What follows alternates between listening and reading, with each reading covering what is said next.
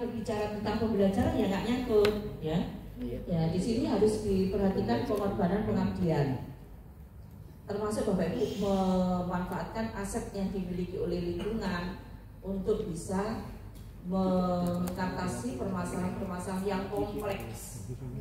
Ya, contohnya saya itu yang di tempatnya Bapak itu, Ibu kepala sekolah itu yang Ibu siapa? Ya, jadi sekolahnya sudah di ujung, kemudian tiap hari itu perjalanan 1 jam. Ya, dengan sekolahnya nggak luas Pak, tapi mampu menggerakkan masyarakat sekitar sampai akhirnya menambah luasan sekolah dan untuk kebun. Kemudian ada muridnya yang berkebutuhan khusus, itu betul-betul diperhatikan, lumpuh ya, lumpuh sampai viral Bapak Ibu ya. Nah seperti itu Bapak Ibu, sekolah yang sulit dijangkau, kemudian punya permasalahan, tapi mampu menggerakkan masyarakat. Ini poinnya ya. Oke. Tapi di sini ada digitalisasi juga, jadi kita bisa menggunakan digitalisasi. Oke. Baik. Kemudian ini saya kira nggak perlu kita bahas. Ya ini untuk penilaiannya ya. Sama ya. Kalau pagi. Ini juga pada waktu wawancara ya sama dengan yang inovatif ya. Bedanya di situ saja. Ya. Sekarang Bapak Ibu untuk menyusun naskah praktik baik ya.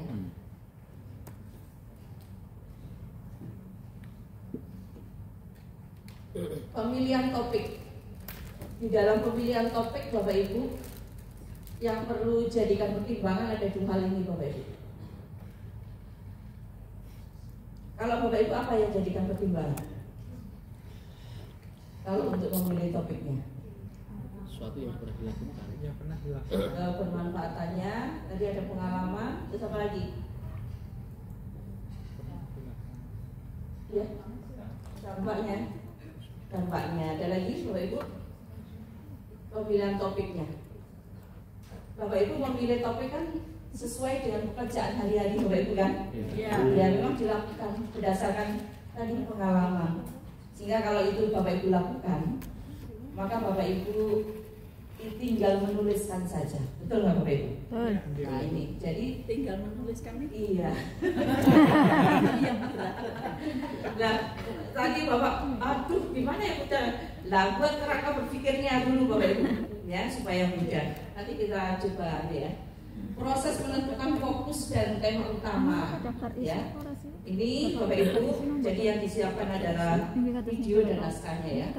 Topik harus dipilih yang sudah pernah dilaksanakan, otomatis berdasarkan pengalaman real dari Bapak Ibu ya. Jadi ini kan seperti ini. Tinggal menulis saja ya.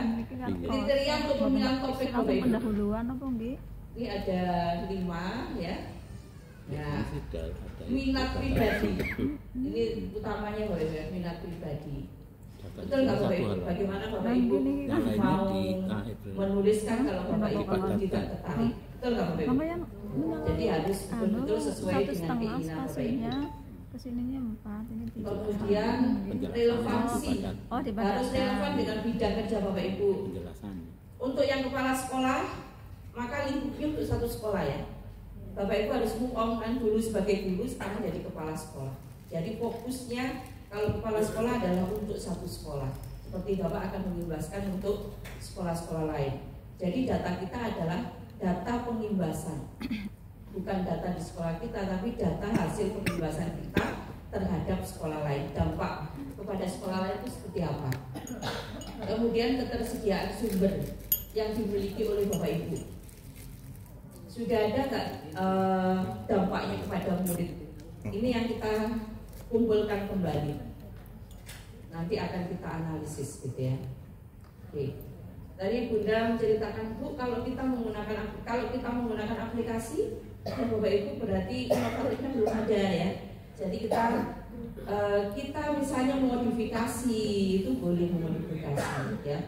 Kayak Pak Samad kemarin kan membuat aplikasi ya, silakan Bapak Ibu. Misalnya yang sudah ada kemudian Bapak Ibu modifikasi, itu baru ada inovatifnya. Tapi kalau masih menggunakan saja, itu belum muncul inovatifnya. Kemudian Bapak Ibu tentang batasan waktu dan ruang lingkup. Topik harus disesuaikan dengan waktu Bapak Ibu. Kalau mepet ya jangan dipaksakan. Saya untuk waktu yang sekian ini bisa nggak saya buat? Izin dari orang tuanya. Nah, kalau nggak bisa, Bapak Ibu cari yang memang betul-betul bisa Bapak Ibu lakukan. Kemudian kontribusi, topik yang baik harus memberikan kontribusi pada bidang kerja Bapak Ibu ya, yang penilai kepala sekolah, pengawas ataupun Bapak Ibu ya. Jadi pilihlah satu topik yang telah ditentukan sesuai dengan bidang kerja Bapak Ibu. Otomatis Bapak Ibu akan mendapatkan manfaat ya. Tapi kadang-kadang diizinkan membawa ke sekolah. Untuk penetapan judul ini yang bisa jadikan ada yang pertimbangan Bapak Ibu. Diizinkan, tapi ternyata kan nggak ada paket. Ini Bapak Ibu yang mau mengimbaskan praktek baik, ya. Untuk naskah praktek baik yang perlu diperhatikan, mengidentifikasi fokus utama praktek baik. Jangan sampai Bapak Ibu ngambang ya. Judulnya, wah, judulnya itu membuat kita itu tertarik. Nah, ternyata isinya nggak nyambung. Ya, harus banyak di awalnya judulnya itu greget, membuat orang apa ya isinya ya. Kemudian menyingkat ya, singkatan-singkatan. Jangan sampai membuat singkatan itu yang tidak sesuai dengan kaidahnya. Ya, banyak sekali membuat singkatan dari judul.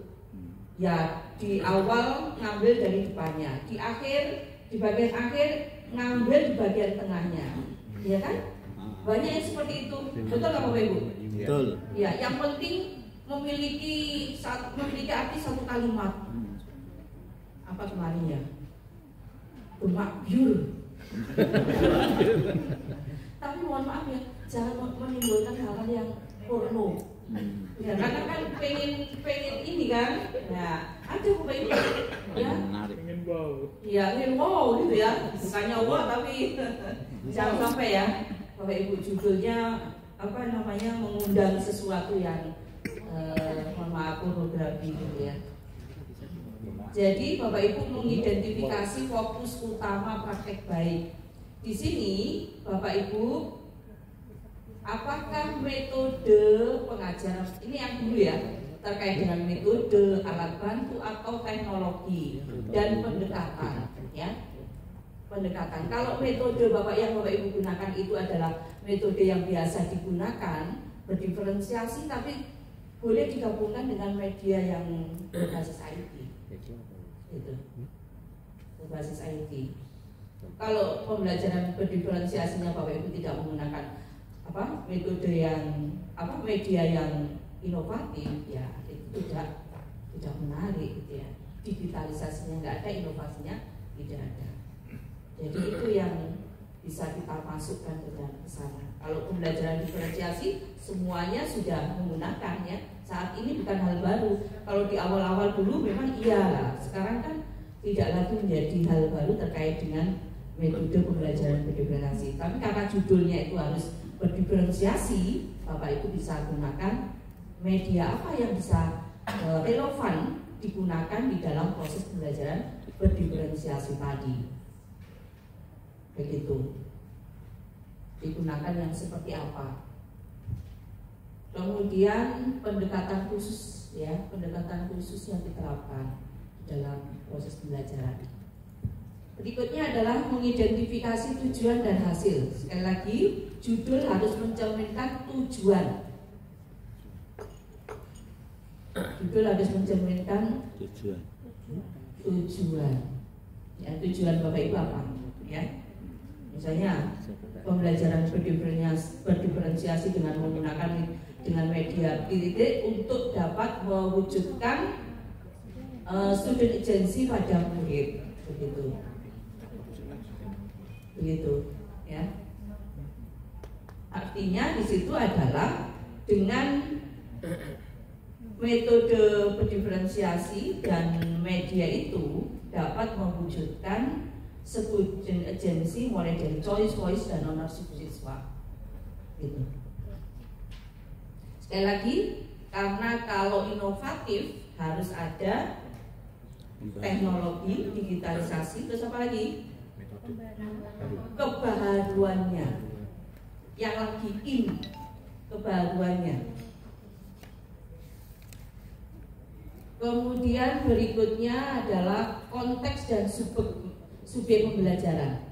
Di sini Bapak Ibu ya harus diterapkan seperti jenjangnya Bapak Ibu ya, disesuaikan. Kalau kebetulan nggak ada PAUD ya, di SD kelas awal ataupun di SMP, SMA, SMK ya.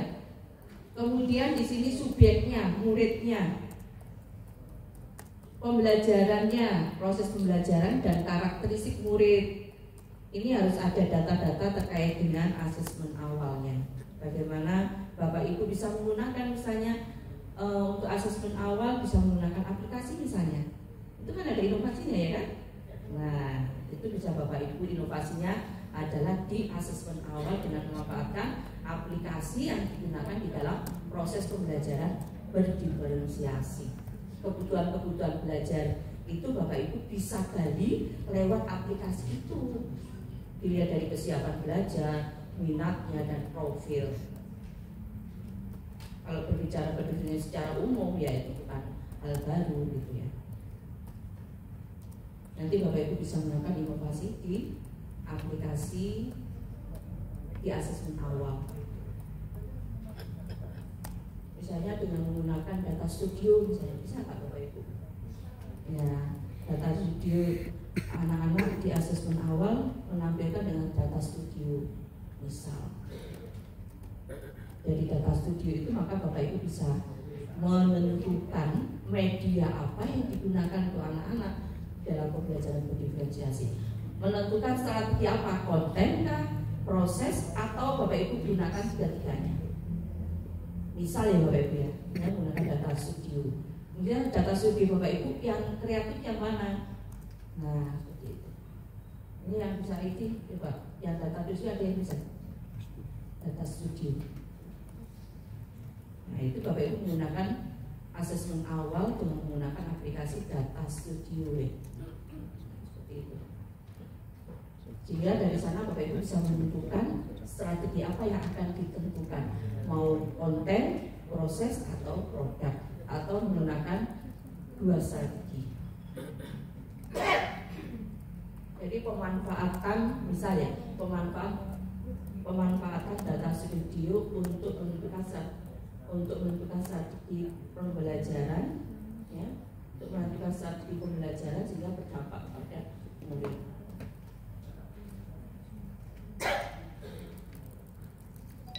Kemudian berikutnya adalah gunakan bahasa yang jelas dan ringkas.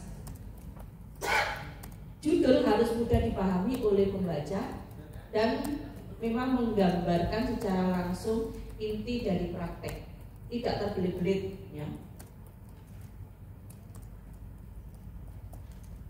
Jadi kita sudah bisa melihat ya tadi ya, penggunaan aplikasi misalnya data studio di dalam pembelajaran berdiferensiasi untuk dapat mewujudkan student agency pada murid. Jadi media aplikasi yang digunakan di dalam proses pembelajaran berdiferensiasi itu akan memberikan dampak pada student agency pada murid. Choice-nya seperti apa, voice-nya seperti apa, kemudian ownership siswanya seperti apa. Jadi sudah dari judul itu kita sudah bisa membayangkan apa isi dari naskah Bapak Ibu, gitu ya. Berikutnya adalah situs judul. Untuk judul naskah praktek baik terdiri dari dua bagian: praktek yang sudah dilakukan dan tujuan atau hasilnya. Tadi ya prakteknya apa? Prakteknya tadi menggunakan aplikasi, ya aplikasi apa? Data studio kan.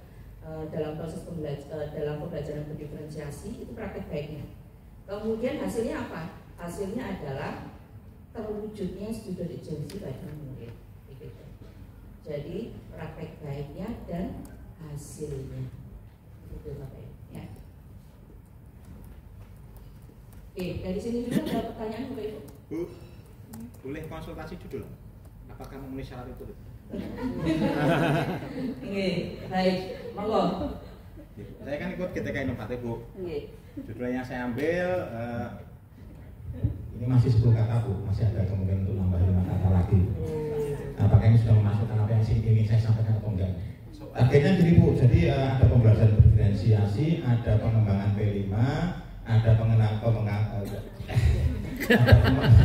student agency dan PSE, Bu. Banyak itu. Maunya banyak, Bu, tapi cuma dibatasi 15 kata tok.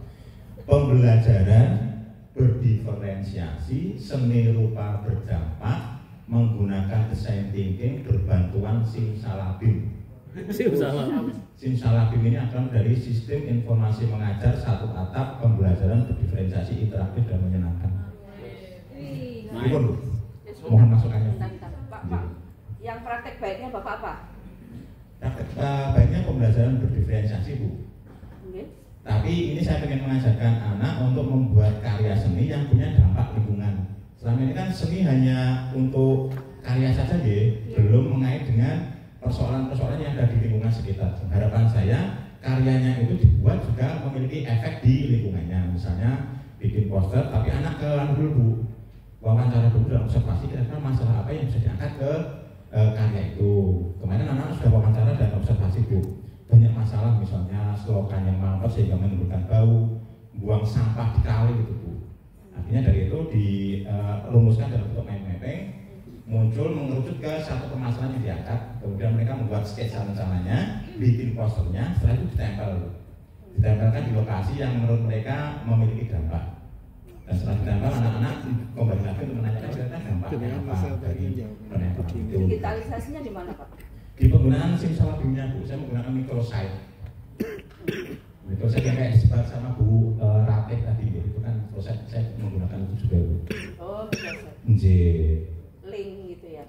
Ya, itu kan anak nggak perlu install lagi di HP-nya, tinggal ngasih dulu. Kalau yang lainnya kan harus install di HP-nya dulu gitu, Bu. Pikiran saya kayak gitu, Bu. Kebaruannya di mana, Pak? Kebaruan dari keseluruhan, Bu, nggih. Dari aplikasi karyanya, Bu, yang selama ini karya hanya untuk tugas sekolah, tetapi ini dikaitkan dengan dampaknya ke lingkungan. Karena sumber inspirasinya itu dari masalah, bukan dari sekedar tugas gitu.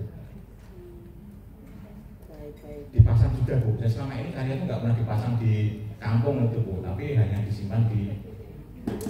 Kalau microsite digitalisasinya kurang ini, Pak. Kurang. Saya bisa artikel storyline sebenarnya.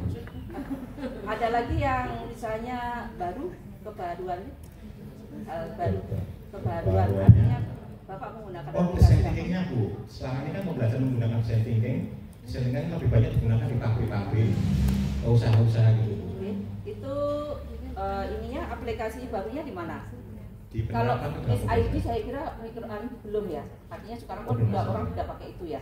Yang lain coba yang Bapak buat sendiri. Buat sendiri. Contoh kenapa Pak Slamet itu karena dia buat aplikasi sendiri. Dari Google Sheet ya, Bu. Kemarin dari Google Sheet kemarin, Bu, sampai. Ya, tapi dia ada hal barunya. Tahun kemarin itu baru ya, Pak ya. Tapi sekarang nggak baru lagi. Oh, gitu. Karena sekarang kita sudah membuat SID kan gampang ya, Pak ya. Oke, berarti kalau tahun kemarin itu baru, tapi kalau sekarang ya sudah nggak baru lagi gitu. Coba cari yang lain yang itu baru gitu, Pak. Coba dirangkai lagi kata-katanya. Praktek baiknya apa? Praktek baiknya, dari sebelumnya ya, Bu. Pembelajaran berdiferensiasi seni rupa berdampak menggunakan design thinking. Berdampak dan design thinkingnya. Bentuknya belum, Bu. Oh, belum. Untuk apa? Saya ke murid dampaknya untuk apa? P5 tadi, Bu, misalnya P5-nya apa? Fokusnya ke mana? Gotong royong, benaran kritis. Satu saja, Pak. Jangan banyak-banyak. Oh, nggak boleh banyak-banyak ya, Bu ya? Nanti Bapak kalau banyak repot mengukurnya. Oke, sama aja gitu, Bu ya. Ukur data hasilnya tuh banyak. Bapak fokus pada salah satu, misalnya kreativitas atau bernalar kritis. Dan ini harus dimasukkan ke judul ya, Bu, untuk meningkatkan kreativitas. Ya, tujuannya Pak, tujuan Bapak Ibu tujuannya harus ada hasilnya apa yang Bapak Ibu harapkan? Ya. Untuk meningkatkan kreativitas itu ya. Oh. Tadi yang inovatifnya belum ya Pak, kebaruannya. Yang digitalnya Bu. Iya, itu kalau ya digital ya menggunakan, tetapi ya kalau sekarang kan itu bukan hal baru.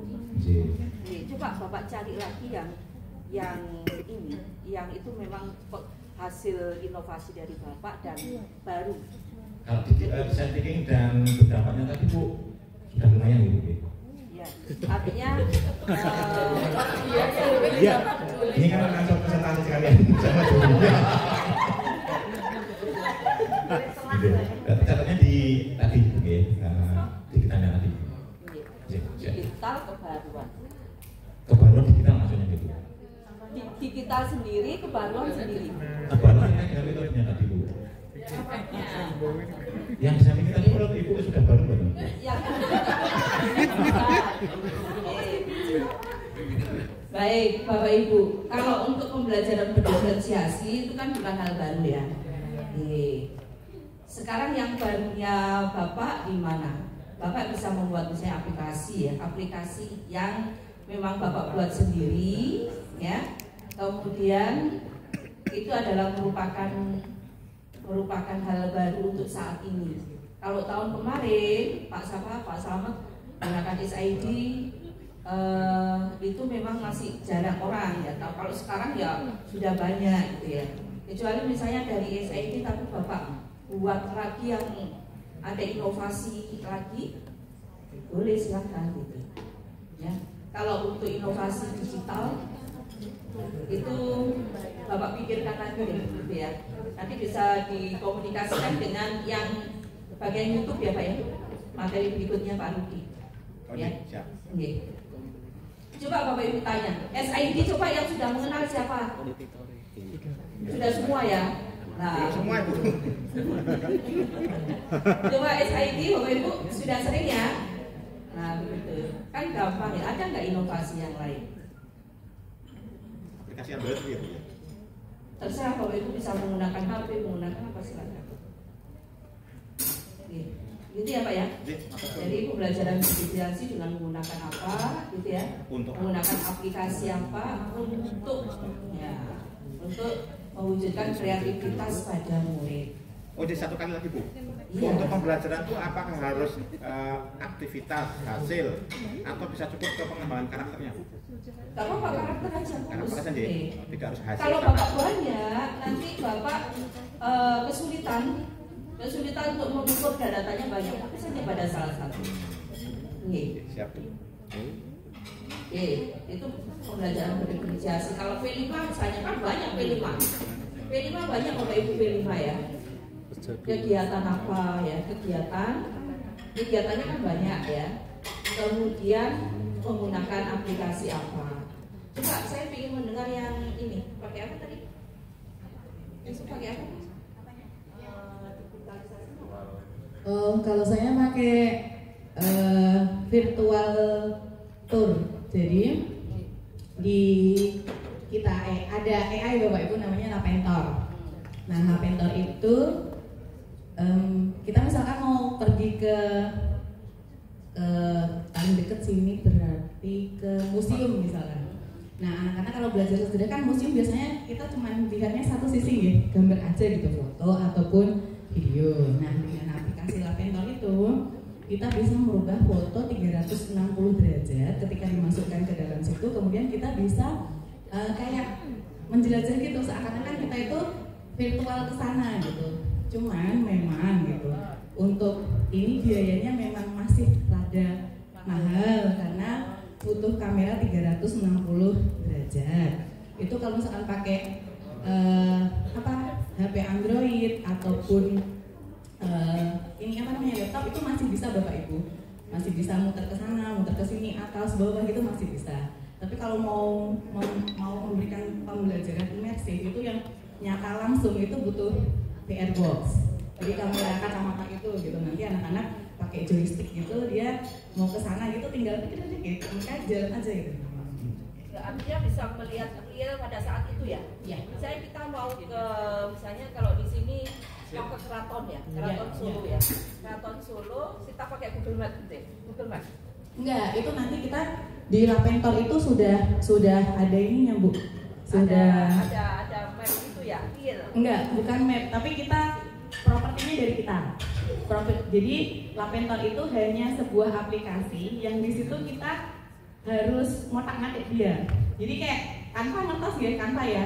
Canva itu kan kalau misalkan mau ada bukti, ada hasilnya kan kita bikin otak-atik apa gitu misalkan. Nah, Lapentor itu juga gitu, dia hanya akun aja, tapi belum ada isinya.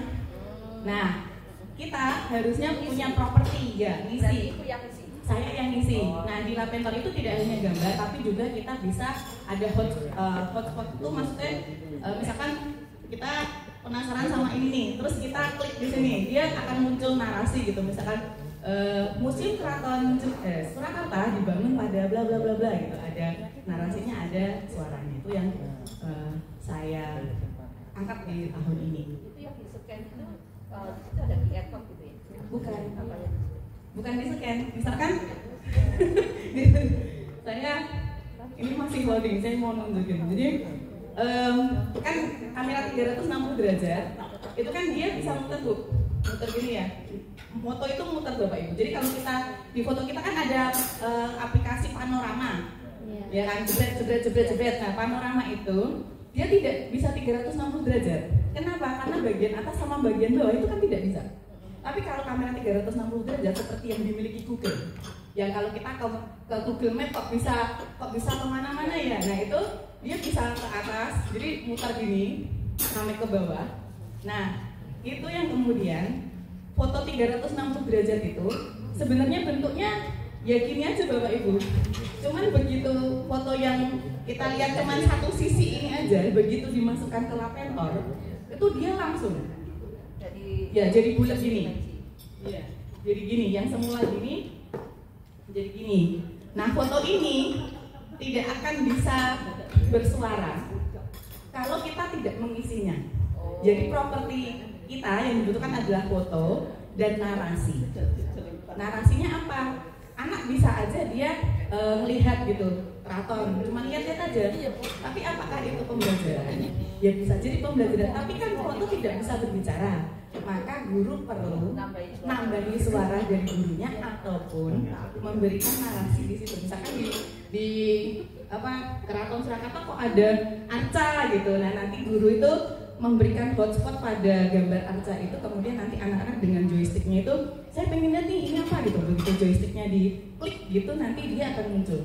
Arca ini adalah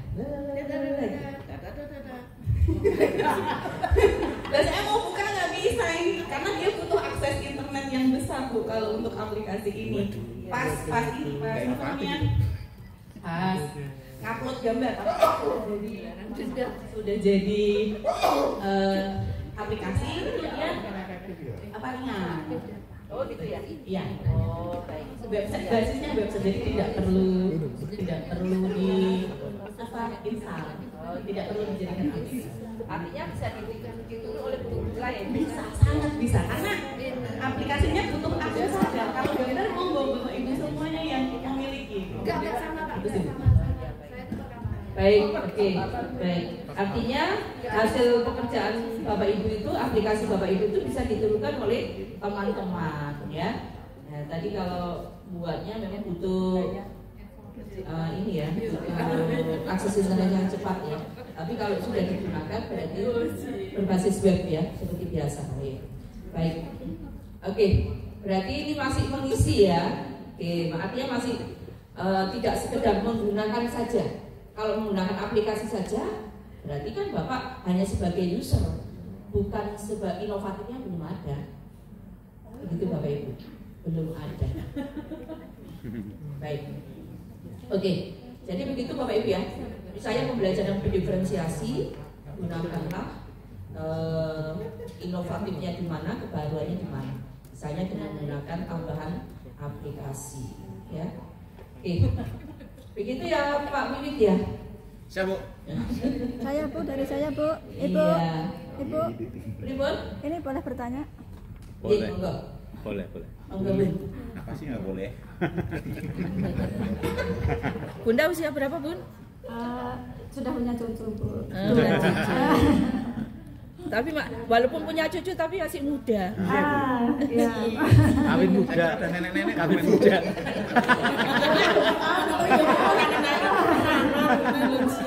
Itu lalu full. Begini Bu, ini terkait dengan judul karena saya ini pertanyaan pertama ya Bu, mohon di diabaikan. Apresiasi. revisi gitu ya, mohon berkenan. Ini judulnya saya mengambil P5 proyek penguatan profil pelajar Pancasila dengan optimalisasi pengelolaan sampah di lahan sekolah lahan sempit menggunakan jurus elitisista. Nisa ya? Gimana? Pakai Nisa ya? Lihat sampah itu ya? Bukan. Apa? Yang terakhir tadi Pak? Elitisista. Apa itu? Efektif, literat, inovatif, tegas, sekolah indah, semarak, teratur dan amalia. Panjang ya, banyak ya. Iya. Ada disingkat. Jangan Coba, Bu. berbelit-belit. Iya. Coba pelan-pelan. P5, Prof. tadi. Dengan optimalisasi pengelolaan sampah di sekolah lahan sempit. Kebetulan sekolah saya ini Bu halamannya seuprit. Itu jadi dengan Sedikit mentik ya Bu ya. dengan jurus elitisista ini nanti diharapkan bukan diharapkan tapi hasilnya terbukti anak-anak lebih luas untuk ruang geraknya Bu. Nanti dalam elitisista penjelasannya seperti itu. Baik. Ibu sebagai guru kan? Iya. Ya betul. Berarti sebagai fasilitatornya ya? Iya, oke. Oke, baik. Tadi praktek baiknya apa Bun? Praktek baiknya? Praktek baiknya Ibu, artinya actionnya Ibu apa? Actionnya yang kemana ini maksudnya?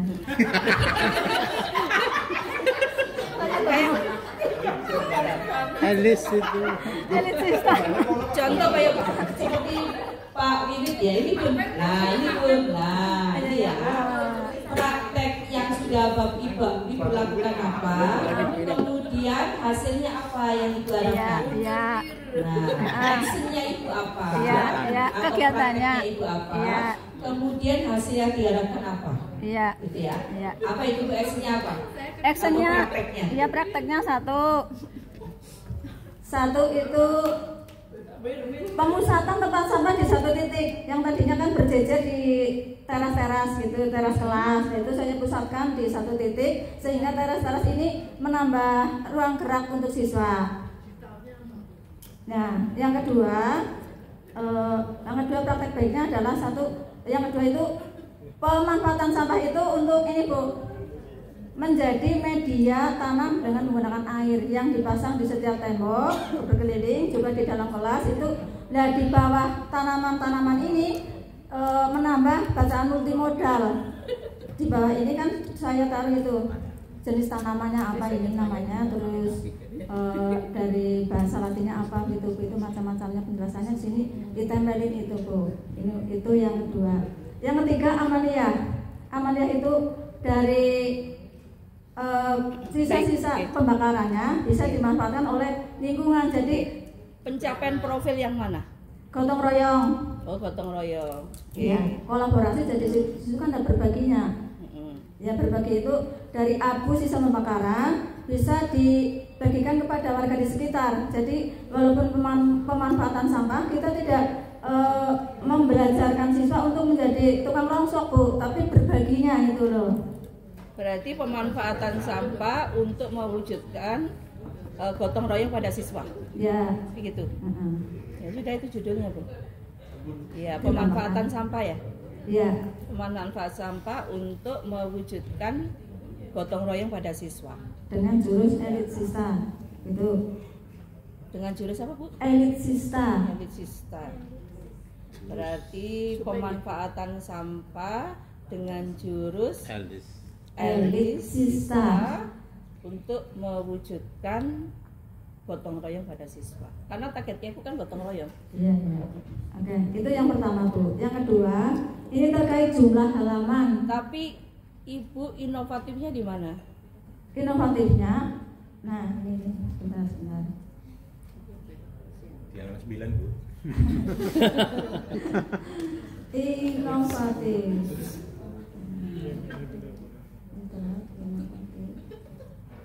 Nah ini Bu, termasuk itu inovatif, itu menurut saya ini inovatif yang dari dulu zaman bahula itu tempat sampah di teras-teras, lalu saya inovasikan dipusatkan di satu titik. Nah itu yang pertama. Yang pemanfaatan dengan media tanam juga itu inovatif tempat yang tadinya kan walaupun pakai pemanfaatan sampah tapi menggunakan media tanah, itu tetap mengganggu kebersihan jika disiram atau mungkin tetap oleh siswa itu. Baik Ibu. Jadi kriteria yang dimaksud dengan inovatif itu ya termasuk berbasis IT. Lah berbasis IT-nya di mana Ibu? Berbasis IT-nya saya sih karena siswa SD kan pemanfaatan Chromebook di sekolah. Chromebook. Kalau Chromebook itu kan pemanfaatan ya. Harapannya Bapak Ibu itu bisa membuat gitu. Kalau mohon maaf nanti kalau sudah gabung dengan yang lain, Ibu sudah ke sortir duluan karena menggunakan. Ya. Harapannya Bapak Ibu itu inovasi itu membuat sendiri. Nah, kalau sudah ini ada aplikasinya tapi masih ada membuat, dia mengisi properti tadi. Properti tadi disesuaikan dengan mapelnya Bu ya. Disesuaikan dengan mapelnya. Itu Bun. Kalau Bapak Ibu tadi saya juga sampaikan ke Bunda. Kalau Bunda itu hanya cuma menggunakan saja, berarti belum ada inovatifnya. Tapi kalau misalnya seperti tadi bukan itu tadi kan memang aplikasi itu kemudian masih ada ngisi properti ya namanya Bun ya. Nah itu baru ada inovasi.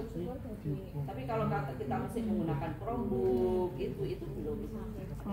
Gitu ya. Begitu ya Bun ya. Ini tapi bukan berarti mengicilkan Ibu ya. Tetap semangat ikut. Iya ya. Kreatif. Iya.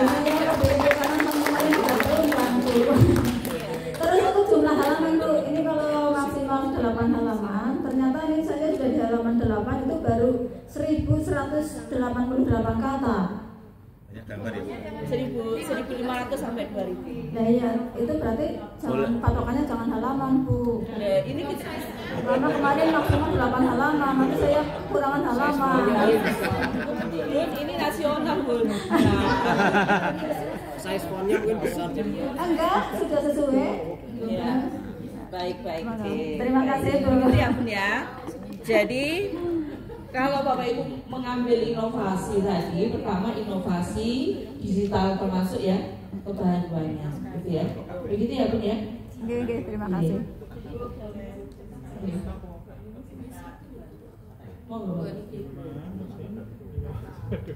Terima kasih Bu. Yang pasti ini saya malah agak bingung.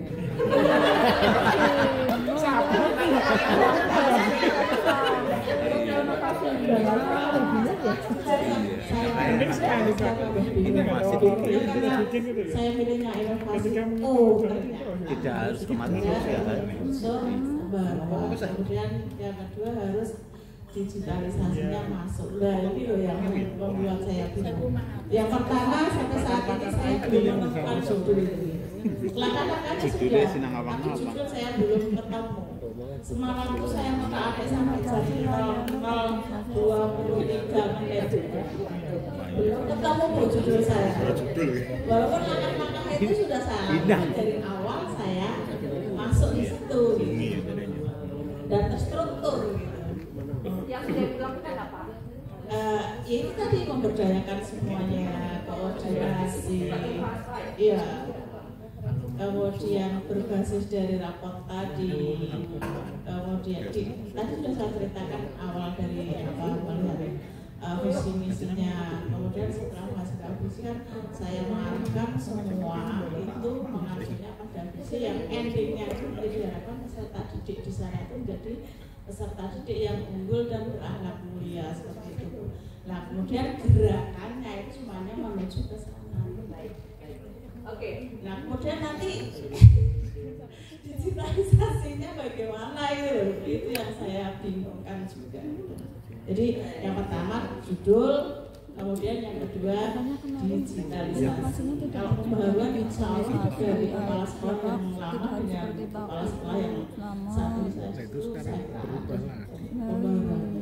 Jadi tidak hanya inovasi pada makalah. Baik. Jadi ini ada kepala sekolah yang menceritakan praktek baik. Nah ini yang sulit kan itu kan bukan pakar IT kan nggak bisa jadi. Ini adanya. Sing penting derek. Sing penting di Nah ya kan, menurut saya juga ini sebuah inovasi loh dari pengalaman terdahulu, karena yang terbaru ini kan ya Pak, khususnya untuk di sekolah lahan sempit loh Pak. Judul-judul ada ya? Bukan. azan hidroponik ada hidroponik. Iya, tapi yang botol orang-orang secara apa kalau sih nganggo apa sih water apa itu berbeda. Hidroponik yang Sederhana lah. Oh, itu pemanfaatan sama kayak pemanfaatan sendiri kan. Sebuah inovasi ini bisa menemukan inovasi digitalisasi nanti loh Kak. Iya, itu yang sulit. Membuat aplikasi baru kan tidak semua orang bisa. Itu sebenarnya juga bukan baru, kalau Google site doang. Diklik sini ya memang gambarnya itu, diklik ini gambarnya itu. Itu bukan jadi pemanfaatan. Nah ini pemanfaatan itu ya Pak. Pemanfaatan. Kalau yang kemarin dari Pak Samu juga itu kalau menggunakan Google Sites itu kan juga hal biasa. Inovasinya di mana? Tapi dia mengisi itu sendiri, isinya diisi sendiri. Ya, Kalau Pak mengisi sendiri. Google Sites memang ya seperti dari diri sendiri. Berkembang Bu sekarang, kemampuan IT itu untuk selalu bisa berkembang.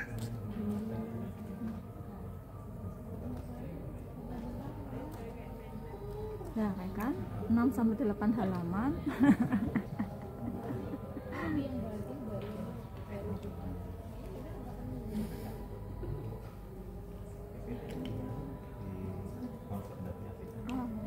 Adanya itu yang pakai file ya Pak. Ya nanti diperbaiki. Kata-katanya itu yang inovasi, ada inovasi.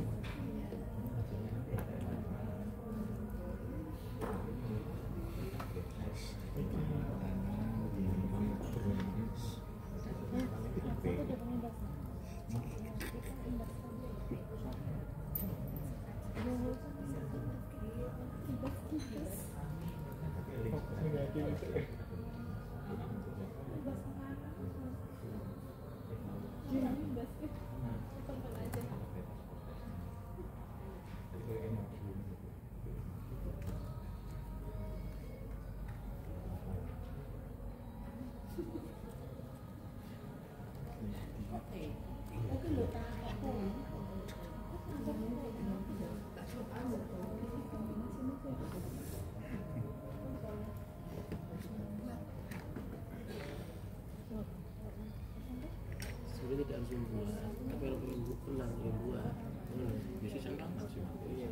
Tapi nggak bisa seperti itu toh. Belum. Soalnya di Google di proses. Windows tapi ketinggi. Bisa kakak. Ini sih.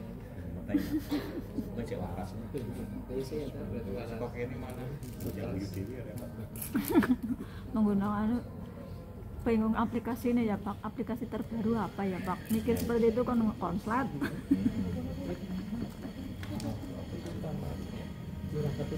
Kita tidak harus baru sama sekali. Nah, ATM-nya sama sekali baru ya. Ini siapa yang jadi tak ngomong Gemini, tak ngomong Gemini saja. ini kan baru dapat tok. Ini sekarang ngisi-ngisi fitur-fitur. Oh. Mesti gawe aplikasi ini.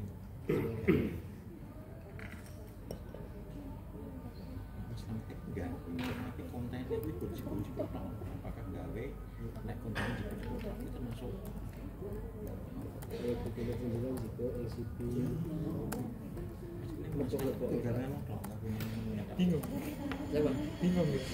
bingung orang penting penting nanti di keheningan penting action yang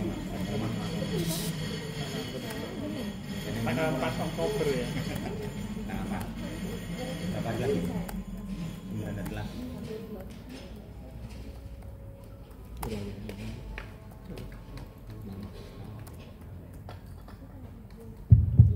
Baik Bapak Ibu, oke. Bapak Ibu jangan gini ya, jangan Bapak Ibu nanti bingung sendiri saya harus aplikasi apa yang harus digunakan. Ini terutama yang ini ya, yang inovasi ya. Inovasi itu harus digitalisasi kemudian kebaruan ya. Kalau untuk yang dedikatif itu ada digitalisasi ya, tapi tidak ada kebaruan, itu bedanya ya. Kemudian ini untuk judul, judulnya contoh tadi ya Bapak Ibu, praktek yang sudah Bapak Ibu lakukan tujuannya apa? Nah ini ya, pembelajaran berdiferensi gaya belajar untuk ini kan praktek yang sudah dilakukan dan ini adalah harapan yang diinginkan. Begitu ya Bapak Ibu ya. Oke. Ini untuk guru, ini untuk kepala sekolah, ya. Kepemimpinan transformasi kepala sekolah. Nah ini yang diharapkan ini meningkatkan kualitas pembelajaran melalui pendekatan kolaboratif di SMP Tunas. Ini adalah yang diharapkan, ya. Ini yang diharapkan. Kemudian actionnya ini pendekatan kolaboratif, actionnya pendekatan kolaboratif. Ini action yang dilakukan atau praktek yang dilakukan. Kalau untuk pengawas ya, pengawas ini contohnya pendampingan intensif implementasi kurikulum Merdeka. Ini adalah action atau praktek yang dilakukan dan ini adalah harapan yang ingin dicapai. Ini untuk TU ya Bapak Ibu. Begitu. Jadi Ibu nanti jangan sampai menceritakan oleh prestasinya banyak, tapi Bapak actionnya apa? Satu, ya, jangan menceritakan actionnya banyak, ya, kemudian prestasinya banyak. Prestasi boleh, ya macam-macam, tapi actionnya itu adalah action apa? Action contohnya ini, actionnya apa kalau kepala sekolah? Pendekatan kolaboratif, ya, pendekatan kolaboratif dalam mewujudkan apa? Untuk meningkatkan misalnya prestasi murid. Prestasi murid. Nanti baru dijabarkan prestasi murid apa saja yang sudah dicapai. Tapi actionnya itu apa?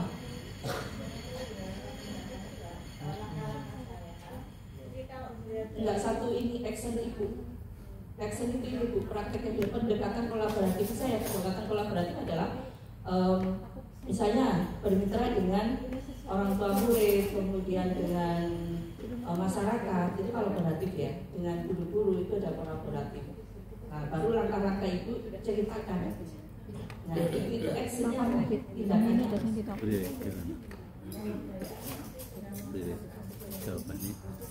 Siswa.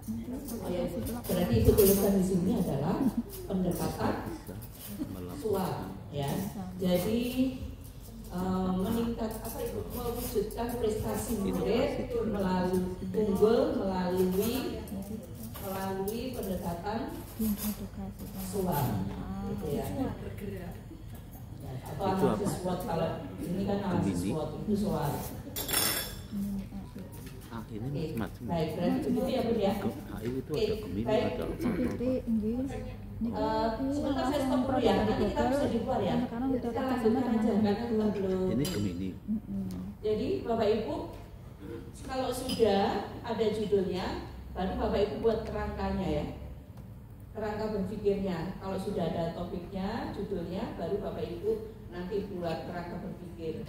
Ya, kalau tadi Bunda kan pendekatan soal ya, pendekatan soal untuk mewujudkan murid yang sekolah yang unggul. Bukan murid ya Bu ya. Itu nanti kan intinya kan dari siswa. Ini Bapak Ibu, kita ini visi itu merujuk ke siswa. Jadi misalnya visi yang terjadi saat ini mewujudkan sekolah yang unggul. Nah, kita harus fokus ke siswa Bu. Visi itu harus berdampak kepada murid itu dari visi sudah kebaca. Ya kalau dulu kan mewujudkan sekolah yang unggul, bukan murid. Ya, murid. Ya. Oke, baik. Kemudian Bapak Ibu, ini kita lompat aja, sudah tahu ya. Jadi nanti dari judul baru kita langsung tugas ya Bu ya. Kita dilompati maksudnya Bapak Ibu kerjakan nanti. Loh, mau disatuin apa enggak? Kan harus melalui ini, gitu ya. Nah, yang mesti tahu arahnya ya. Ya, khawatir nanti arahnya pulang nggak tahu repot. Baik.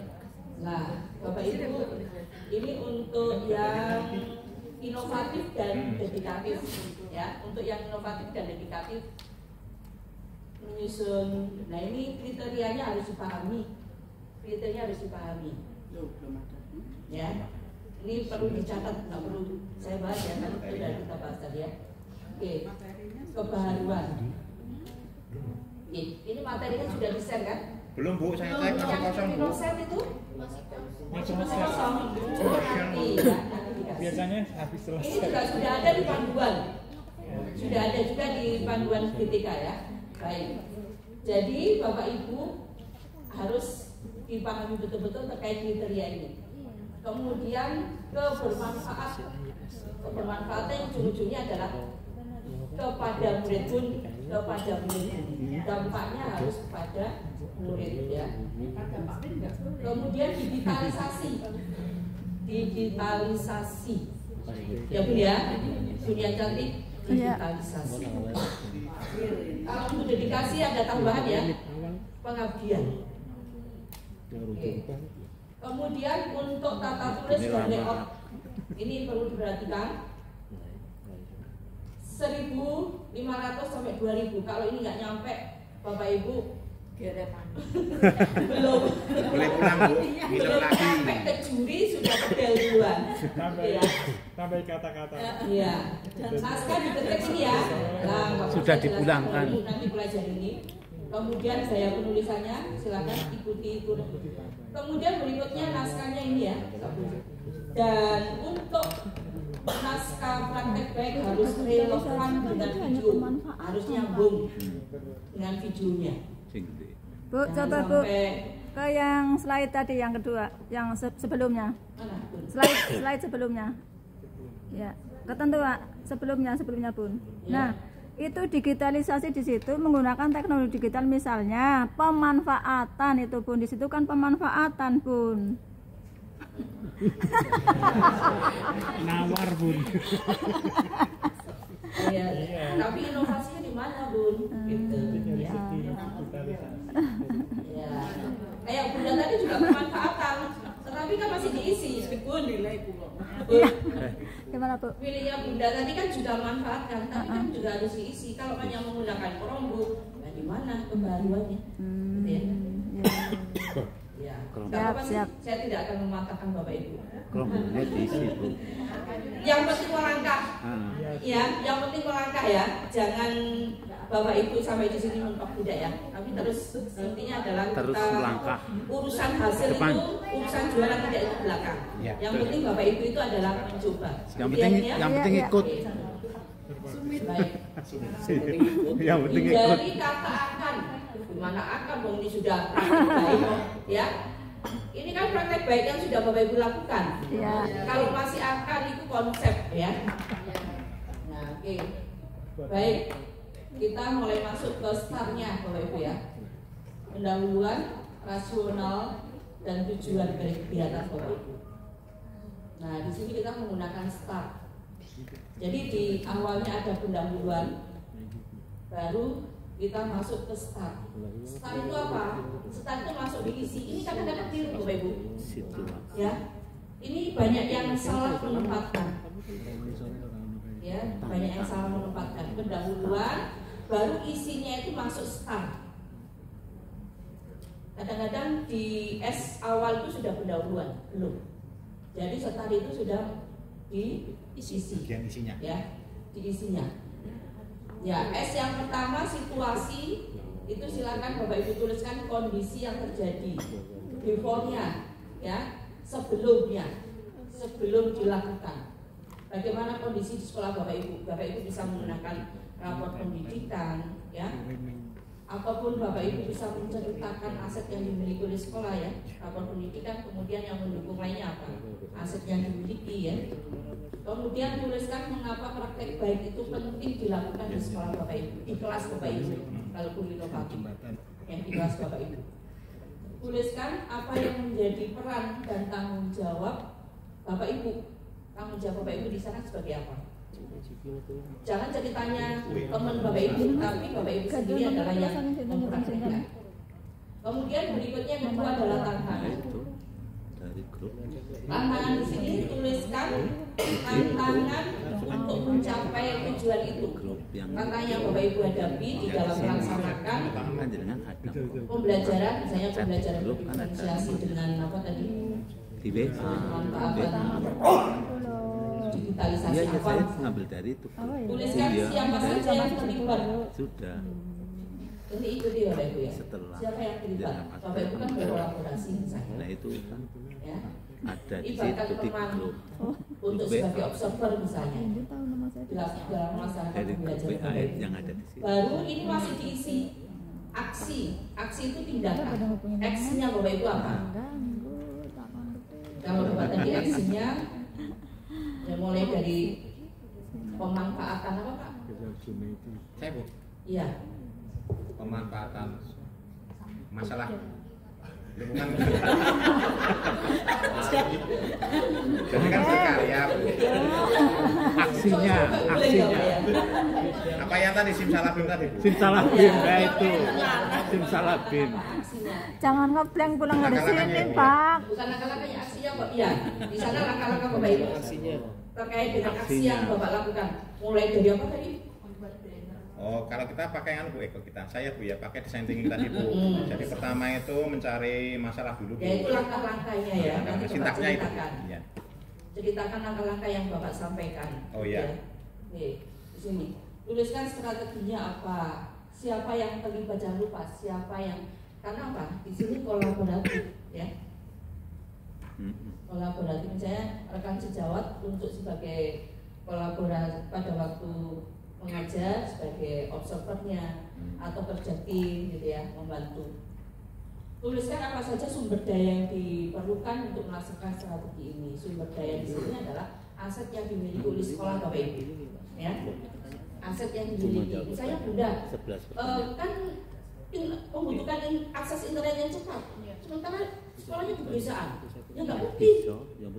Ya, nanti akan gimana kondisi sekolah Ibu? Oh, sekolah saya memang akses internetnya lancar, kemudian apa namanya laptop juga cukup banyak, ya. Ya harus aset yang mendukung. Kalau tidak mendukung, ya ngapain harus dipaksakan, gitu ya. Jadi harus berbasis aset ini. Yang mudah dikerjakan sudah kita lakukan. Iya, SDM. Karena saya sudah bisa membuat itu ya, membuat apa namanya? Apa tadi Bu? Iya, media itu ya saya kemudian akses internet lancar, kemudian murid-murid juga di sekolah sudah tersedia laptop ya. Nah, gimana mau menggunakan internet aja nggak ada ya, itu berarti nggak sesuai. Oke, kemudian ini contoh di aksi, penulisan aksi Bapak Ibu. Langkah-langkah mulai dari merencanakan, ini sistematis ya. Kadang-kadang ada yang tidak ada perencanaan langsung aksi. Perencanaan itu mulai awal apa? Bapak Ibu mendesain, kalau guru mendesain RPP-nya, kemudian siapa yang dilibatkan. Kalau kepala sekolah di perencanaan adalah programnya seperti apa? Pelibatan warga sekolah, merencanakan ada sosialisasi dulu dengan guru-guru lain. membedah rapor pendidikannya itu di perencanaan. Kemudian menggali choice ownership siswa itu adalah di perencanaan. Sampai akhirnya ketemulah judul dari program sekolah, ya kalau kepala sekolah, program sekolahnya apa? Itu di sini, di perencanaan. Kalau Bapak Ibu menggunakan baca boleh-boleh saja, yaitu di perencanaan. Ya, menggali dari siswa, kemudian bertanya pada guru, mencari praktek baik dari sekolah lain terkait dengan perubahan yang ingin Bapak Ibu wujudkan. Ya, kalau dibaca di perencanaan. Nah ini Bapak Ibu, kenapa sumber daya aset yang kita miliki? Murid saya ternyata di sekitar sekolah saya, masyarakat itu adalah respect terhadap program sekolah, libatkan orang tua siswa. Ini kemudian dilaksanakan kapan pelaksanaannya? Jadi di sini kalau guru itu adalah menyusun RPP-nya. Kalau Ombel ini adalah Pak, Ombel adalah menyusun program, pelibatan siapa saja yang dilibatkan, termasuk menyusun jadwal Ombelnya kapan. Ini di sini Pak, di sini. Kemudian di pelaksanaan aksi itu adalah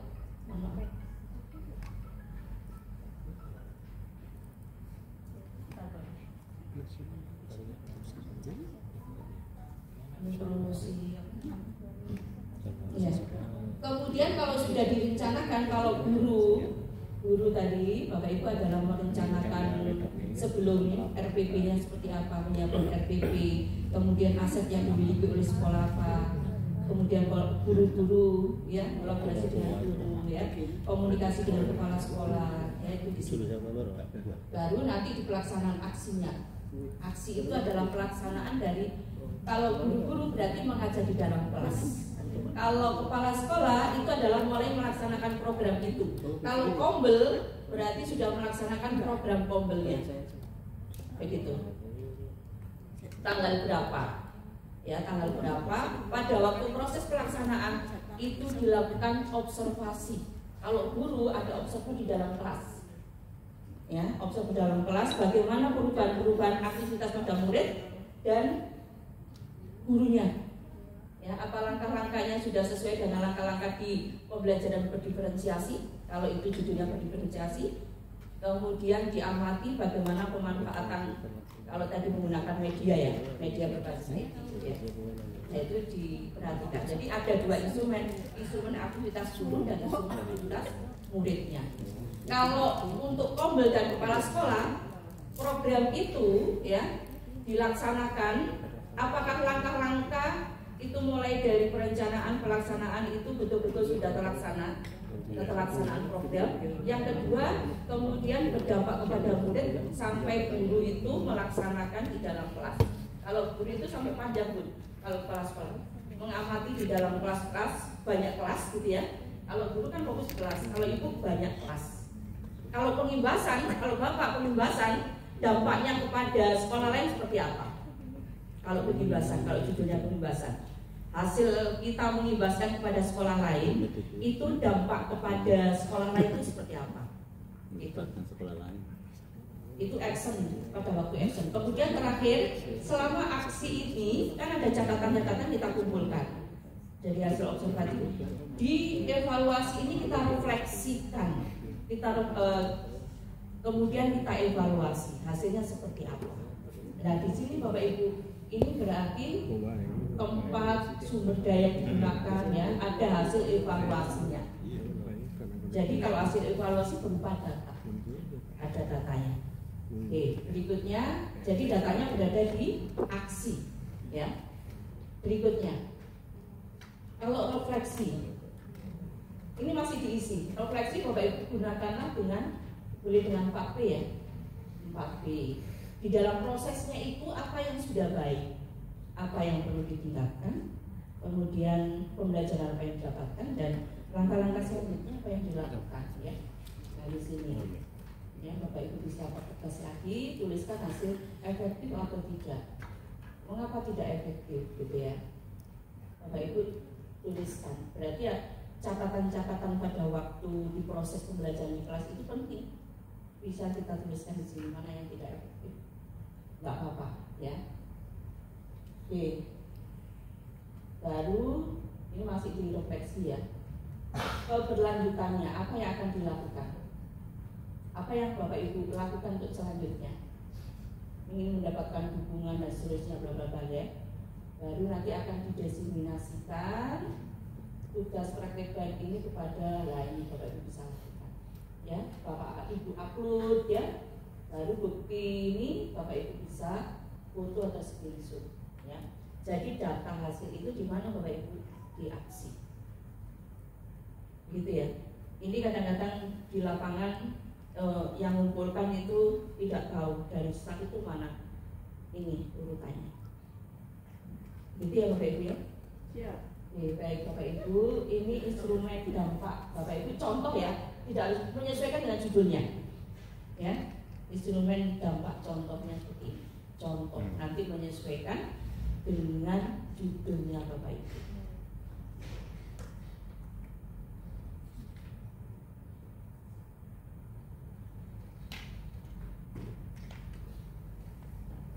Ini instrumen respon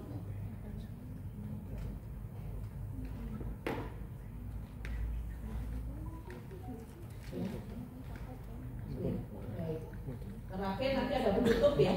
Penutup ada simpulan, rekomendasi dan daftar pusaka. Daftar pusaka ya kalau ada. Baik.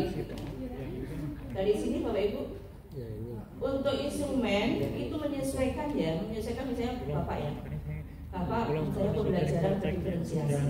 Berarti langkah-langkah pembelajaran diferensiasi itu RPP aja. RPP itu yang dilakukan oleh guru itu tinggal copy, kemudian dilakukan atau tidak ya dan tidak. Kalau murid, aktivitas murid di dalam pembelajaran diferensiasi itu pindahkan, itu sudah jadi instrumen murid dan instrumen guru. Itu dari aktivitas. Kemudian Bapak tambah lagi kalau misalnya berkaitan dengan berpikir kritis, sub elemen dari berpikir kritis itu nanti diubah di dalam kelas. Baru nanti itu hasilnya dari aksi yang Bapak Ibu lakukan terhadap profil, yaitu apa nanti berpikir kritis itu bagaimana? Sehingga kesimpulan Bapak Ibu di sini. Bagaimana bisa dipahami? PPT-nya di share ya Bu. Ya. PPT-nya di share Bu. Oh iya. Dari panitia, Bapak ya.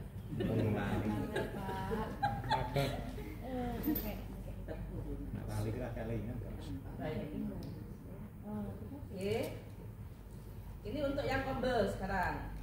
Nah, itu tadi untuk yang indikatif dan inovatif ya. Untuk yang kombel, naskah berupa IC ya, di aplikasi SIM. Ini jenis penghargaannya. Naskah berupa hasil karya sendiri, bukan plagiasi, dan menjelaskan video yang diunggah. Ya, tadi seperti yang Bapak ceritakan ya, menjawab dulu pertanyaan. Ini yang beda ya. Untuk ini pengisian IC itu maksimal 250 kata per pertanyaan. Jadi di pertanyaan itu maksimal 250. Untuk memudahkan ya Bapak Ibu, ketik dulu di kertas Word. Kalau ada apa-apa Bapak Ibu nggak takut kehilangan ya. Diketik dulu di Word untuk menjawabnya, lalu tinggal copy gitu ya. Maksimal per pertanyaan itu 250 kata. Ini yang kombel ya. Kemudian kombel harus berpusat kepada peserta didik. Nah, fokus pada peserta didik, apa yang diharapkan murid itu pelajari. Untuk murid pelajari ini adalah terkait dengan nyambung dengan programnya Bapak Ibu. Kalau misalnya adalah di rapor pendidikan yang mau ditingkatkan adalah terkait dengan budaya positif, ya berarti yang diharapkan berubah itu adalah terkait dengan budaya positif, misalnya disiplin positif, gitu ya Pak ya. Begitu ya Bu ya, yang kombel ya.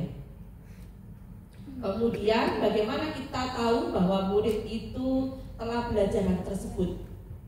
Nah, kan berdasarkan hasil wawancara, observasi ya kan Bapak Ibu ya. ini berupa data hasil observasinya seperti apa. Budaya positifnya, ya, disiplin positif. Ada keyakinan kelas di masing-masing kelas. Setelah ada sosialisasi, ada belajar di Kombel, ya, kemudian diterapkan di dalam kelas. Di dalam kelas itu ada perubahan-perubahan terkait dengan budaya positifnya seperti apa. Itu harus ada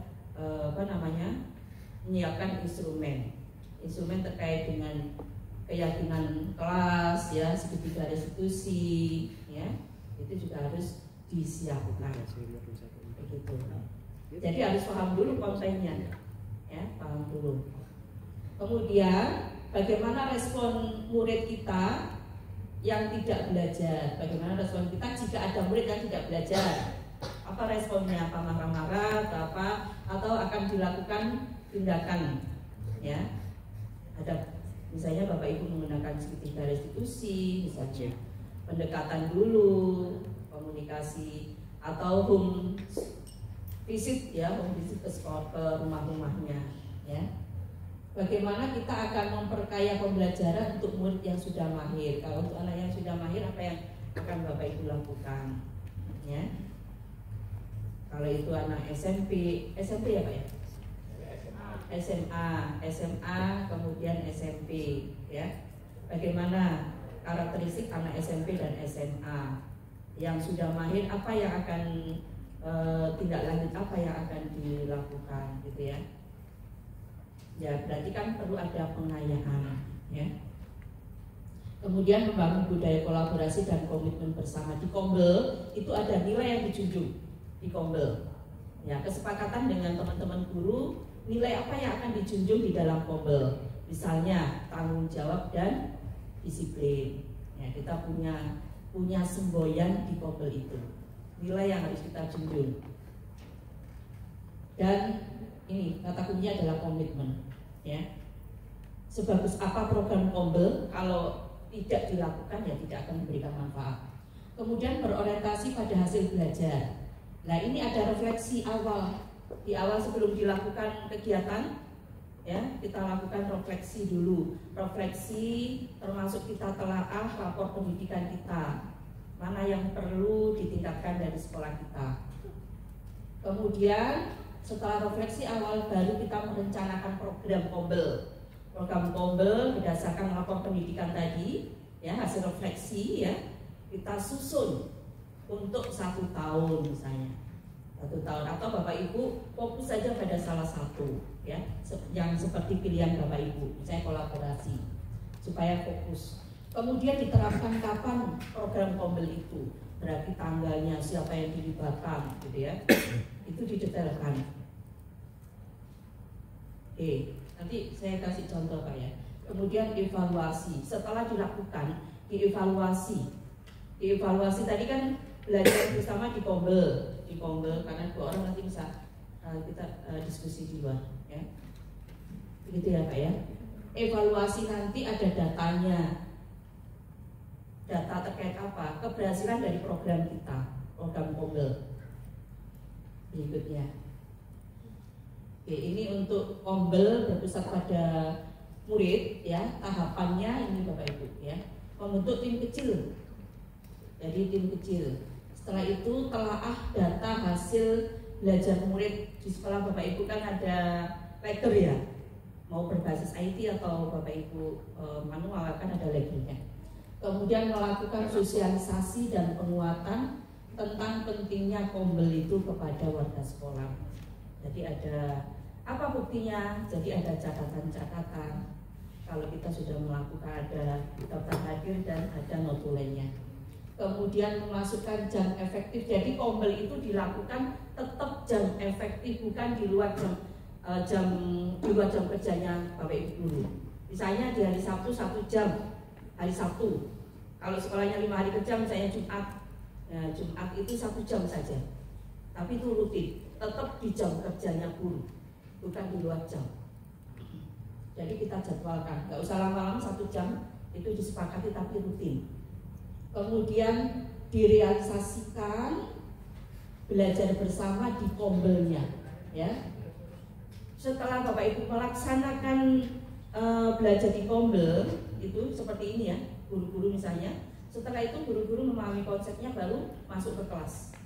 Bapak Ibu kalau jam 12 bilang ya? Ya baik, terakhir nanti mungkin yang ngobrol bisa diskusi ya. Ini ya, alurnya ini ya, alurnya ini, ya, alurnya seperti ini. Baik, terima kasih Bapak Ibu. Nanti tugasnya adalah membuat outline, ya. Kemudian template-nya, ya, template dari stand-nya, ya, baru nanti nggak cukup waktunya ya. Baik. Baik Bapak Ibu, ini jam berapa? 12. Lewat? 6 menit. Ya, nanti saya bilang Pak Rudi ya, Bapak Ibu masuknya jam 13.15 berarti 20 ya. Ya, baik Bapak Ibu, terima kasih. Mohon maaf kalau ada salah kata ya. Mohon maaf. Terima kasih banyak. Assalamualaikum warahmatullahi wabarakatuh. Monggo Bapak Ibu, monggo dah di lantai 2. Bu, slide-nya Bu. Nggih. Pak, di depan nggih. Nggih.